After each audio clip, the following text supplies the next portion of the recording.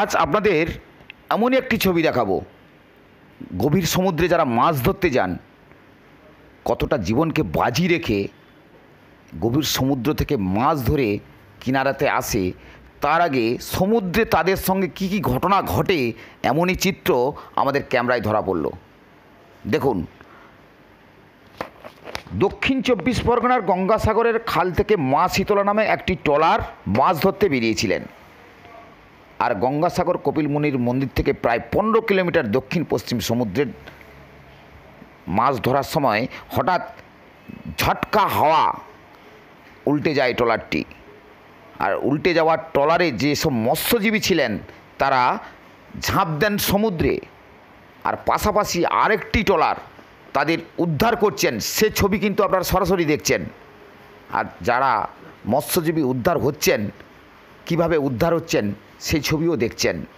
তবে মৎস্যজীবীর দায়িত্বে কাকদ্বীপ, যিনি মৎস্যজীবীর দায়িত্বে রয়েছেন, তিনি আমাদের প্রতিনিধিকে কি জানালেন শুনুন।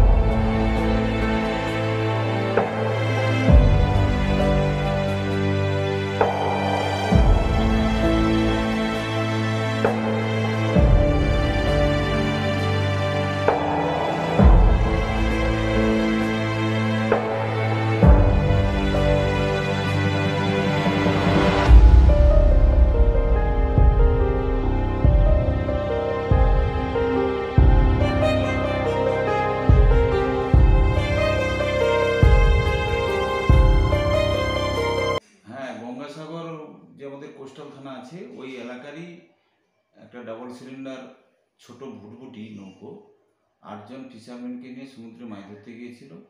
তো ওই ছোট নৌকোগুলো সাধারণত সকালে করে যায়, আবার বিকেলের বা সন্ধ্যের আগে তারা কিন্তু মাছ ধরে আবার গঙ্গাসাগরের উপকূলে চলে আসে। তো ওরা বেরিয়েই 10টার দিকে প্রচণ্ড ঢেউতে, খুব কম জলে প্রচণ্ড ঢেউতে ট্রলারটা পাল্টে খেয়ে যায়। পাল্টে খেয়ে যেতে ওখানে 8 জন ফিশারম্যান ছিল, ওই গঙ্গাসাগরী এলাকার সব মৎস্যজীবী। তো যখনই পাল্টে খেয়ে যায় ওরা নদীতে সমুদ্রে ভাসছিল। তো অপর একটি ট্রলার ওদেরকে ভাসতে দেখে ওদেরকে উদ্ধার করে, এবং ওরা দীর্ঘক্ষণ তো জলে ভেসেছিল, তার জন্য একটু অসুস্থ হয়ে পড়েছিল। তো ওদেরকে উদ্ধার করে ওদেরকে হসপিটালাইজ করেছিল। তারপরে ওরা ওখানে আমরা খবর পেলাম, খোঁজ নিয়ে দেখলাম যে ওরা মোটামুটি সুস্থ আছে। ওদেরকে বাড়ি ফেরানোর যে প্রচেষ্টা চলছে। ট্রলারটির নাম জানা গেছে?